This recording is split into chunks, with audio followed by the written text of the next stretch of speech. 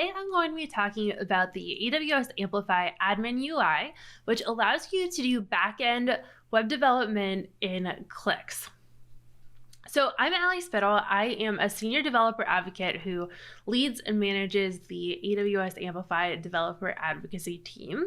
And I get to work on this admin UI as a part of my job, which I find really, really exciting. I feel really lucky to be able to do so. So our goals for today's talk is to build a fun application, talk about some underlying AWS services that go into this admin UI, and then also learn a little bit about Amplify. So first, we're going to go ahead and create some data. We're going to model a backend schema. Then we're going to test it out locally. So you can do this step without having an AWS account or anything like that. And then we're going to deploy it to the cloud so that anybody could use our application. And then we're going to manage our data using the admin UI.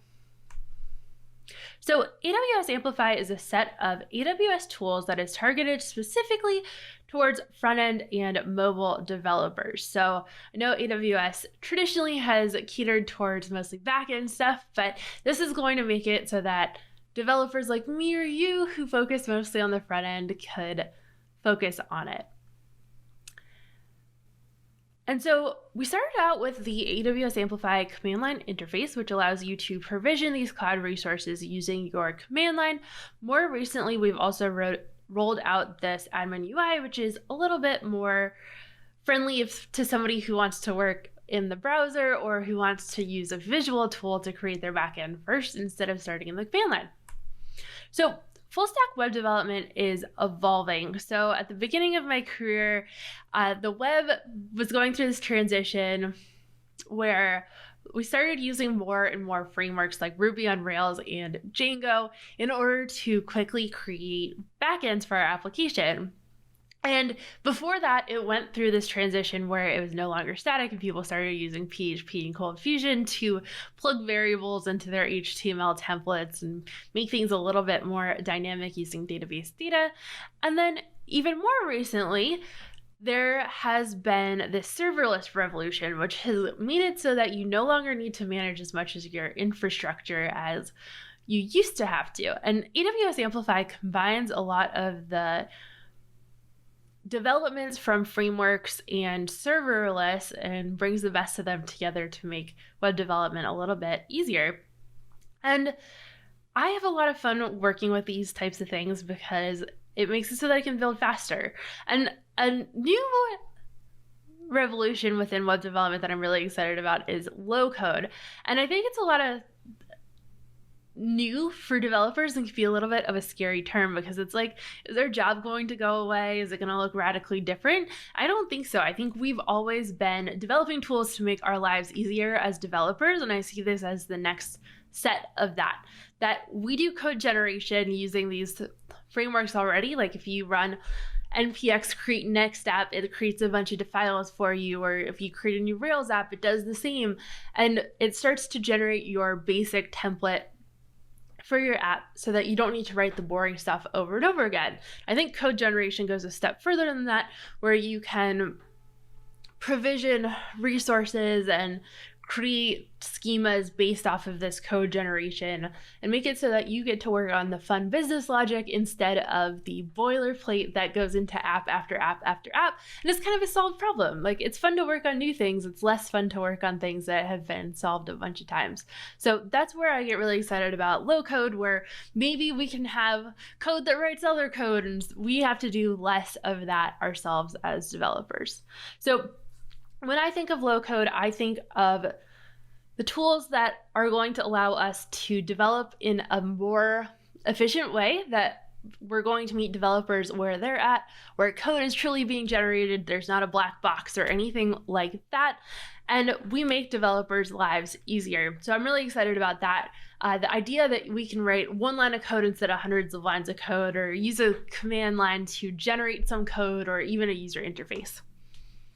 So the less code, the better in a lot of ways as well, because code is really expensive. It leads to maintenance and bugs. And I talk to a lot of startup founders, and the most expensive thing early on is software engineers. And so I think that code is obviously very, very powerful and incredibly important, and I know I've based my career around it, but having solutions that make it so that you have to write less custom code will make it so that more people can create startups and more people can be developers as well, and maybe evolve who can be a developer. So empowering those developers with less code, and then also thinking about the developers first still within that. And again, this admin UI that I'm going to show you is not this flimsy toy that's not extensible or anything like that. It has the power of AWS behind it. It's got the same services provision that you would use without this tool. And so definitely not a toy. It scales as you do. So if you want to follow along with me, I'm going to go to sandbox.amplifyapp.com, and I did everything with pre-recorded videos so that the demo gremlins don't come out and get me. But if you want to follow along, again, sandbox.amplifyapp.com, and you can access this afterwards in order to start your app. So our first step is going to be to create a database schema, and we're going to use a visual interface to do that. So here I went to sandbox.amplifyapp.com and then clicked Get Started. And then I'm going to select data. You could also start with authentication or storage, but I think data makes a lot of sense. And then start with a blank schema. I'm first going to create a course and then add a title and a description. And both of these will be strings. I'll also create a video. So we're going to create a video course platform of sorts here where there's courses that have videos that belong to them. So the video will also have a title, a description, and then an order. And this time it will be an integer. You can see all the different fields that popped up, like date, time, and all of that. And you can also make fields required by clicking on them and then clicking is required. You can also make fields into array fields as well, as if you want to store multiple things. Then you can add relationships between your data. So one course to many videos. So a course will have many videos within it, but you can also make many-to-many relationships or one-to-one relationships. Then you can click test locally in your app, and you get to pick between different types of applications. So I'm a JavaScript developer. I like React, so I'm going to create a React app. But if you were a web developer, or not web, mobile developer, you could use Android or iOS instead. You could also use Spittel or Vue or just vanilla JavaScript if that's what you're working with as well. So then you're going to install the Amplify CLI and then pull down the sandbox ID. So this is going to link to this test application. And I don't have an AWS account for this step. You don't need to have it or anything like that. This is all just local. It's going to generate code for you. So there's going to be this Amplify directory, and within there will be some other files as well. You can see this AWS exports.js. This is eventually going to have all the configuration information in it, but not yet, has not been generated at this point.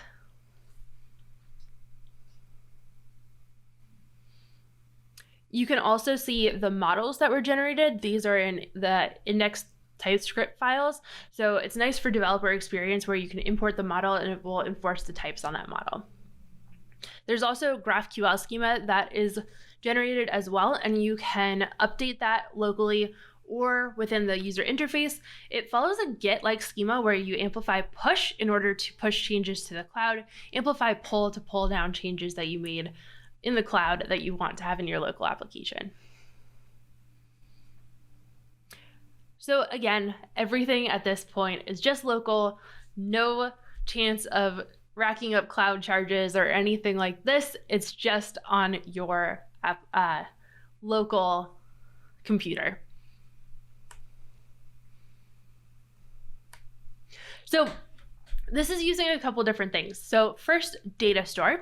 So Amplify DataStore is a really cool tool which allows you to leverage shared data that's also available offline. So it's going to automatically sync across users for you if you have a database set up, but you can also just use it to store local data if you want to have offline only data. It's going to, by default for web, store in indexed DB, which is in your browser.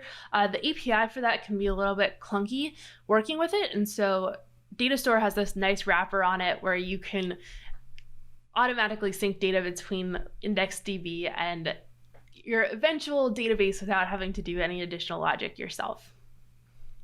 That's backed by Appsync, which is a GraphQL engine on AWS. And so if you like using GraphQL, that's another piece of this as well. Then the data layer is DynamoDB, which is a serverless key value pair document database, which is a lot of words, but it's really, really powerful and very scalable as well. You don't need to know about any of these. You don't need to be an expert at any of these technologies. They're all being used behind the scenes. I just wanted to mention them because it's not magic. This is what it's being backed by. So the next part is to actually link your backend into your code. So let's go ahead and do that. So I call this copy and paste driven development because you can go in and see these code snippets that are generated by DataStore or by the admin UI, and it will show you how to, for example, create a new course. So we'll create a form to add a course. We'll have a button here, and then this add course this add course function here will import the course model, and we'll also import DataStore, and then we'll copy and paste this course snippet of code. And so in order to create a new course, you'd have to have a title and a description, and then you could have videos belonging to it, but we'll save that for now. We'll just have it so that the course has a title and description. And my favorite hack for demos is to use window.prompt instead of creating a full React form. So we'll just use this window.prompt, and we'll create a React course. Then you can go ahead and import useEffect from React. And then we will add this useEffect hook so that we'll pull all of our data in on page load. Gotta always remember that empty array so you don't get memory leaks. Or an infinite loop. Definitely have crashed my browser with that a bunch of times. So we'll do the function within a function here with useEffect. And again, if you don't know React, you can use Vue or Svelte or vanilla JavaScript instead. I just am most comfortable with React. It's like what I use as default. So I'm going to then query DataStore for all of my courses. The API looks like this, datastore.query for that course. And then you can see that now there are two models in there, my React course and then another React course.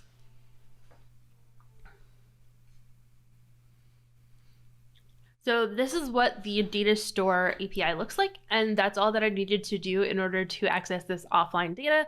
And once I deploy it, it'll be automatically synced to the cloud. So the next step that we're going to do is exactly that. We're going to deploy it to AWS. And so we go back to this test locally in your app page, and we'll click deploy to AWS. At any point, you can also go back to the model tab and tweak your model if you want to. And then you just need to rerun Amplify Pull in order to get those changes in your app. So you don't need to get your model perfect the first time. You can play around with that data a little bit. So then you're going to either log into your AWS account or create one. I will log into my account, and then I'll create an app name. You also need to pick a region. Just pick the one that's closest to you. Like if you're in the United States, US East 1 is one that you could choose, for example. It doesn't matter too much. And it's going to take a couple minutes to deploy. Once it does deploy, you're going to get this admin UI. You can go to the data tab to go back to your data model. You can update it here. And again, you can run Amplify Pull to get any changes that you make on here locally in your app. And if you change the GraphQL schema locally in your app, you can run Amplify Push to deploy those to the admin UI. You can also use this interface for adding courses and videos as well. So if you don't want to write forms in your own application, which I often don't, you can use this instead, and it has a markdown editor as well if you want to use that. I know that as a software engineer, I oftentimes had to write one site that was for end users and then one app that was for the admin users. So maybe the client themselves or something along those lines. And so this subs in for that. So you can just use the admin UI instead of having to create that second admin account. You can give anybody access to that. And so you can see that I pulled down my production version of the admin UI here. Sorry, the production version of my backend. I reran Amplify pull and got it locally in my application.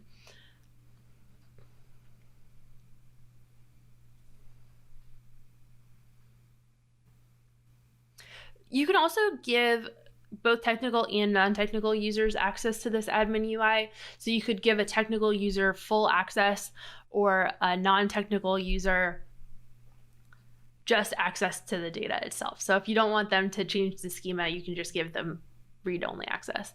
The next step is to manage your app, and you can add auth and manage your data in this step. So if you go to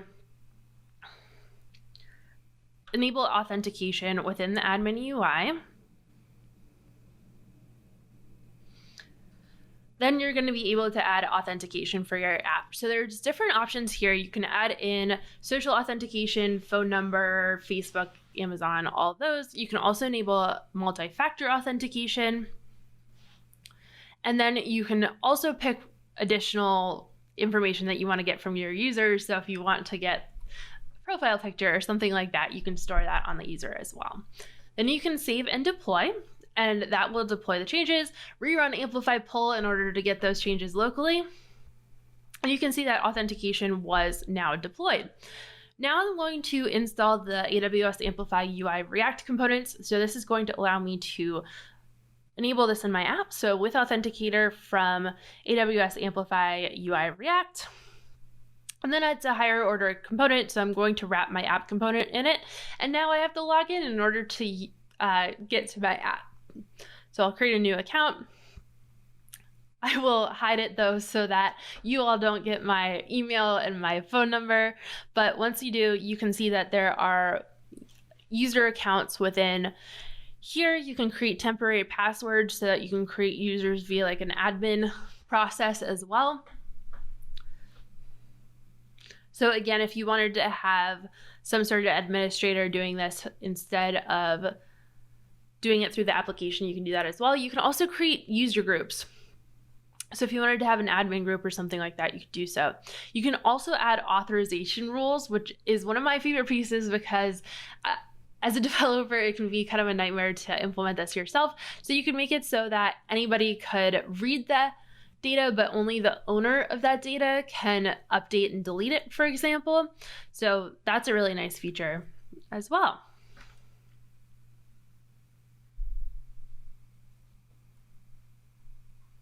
So behind the scenes, this is using Amazon Cognito, which allows you to add user sign up, sign in, and access control to your web app. And you can add a two-factor or social auth as well. Then the last thing that you can do is extend all this with the Amplify CLI. So there are other resources that you can use like storage or predictions. Storage allows you to host static files. So if you wanted to have images in your application or something like that, you can use storage for that. You can also use AWS Lambda functions to do custom business logic. You could use predictions in order to add AI ML type things to your app. So you can do that through Amplify add and then that category. So Amplify add storage, and then you add the code to your application. So this is forwards and backwards compatible with the Amplify CLI that you may be used to if you've used Amplify before. So if you want to learn more, you can go to docs.amplify.aws. And if you want to ask me any questions, I'm a Spittel pretty much everywhere on social media. We also have a Discord, discord.gg/amplify. Also, we're hiring. So if you're interested in working with us, amazon.jobs, you can search for Amplify. Would love to see any applications come in. Thank you so much for attending. This was really fun.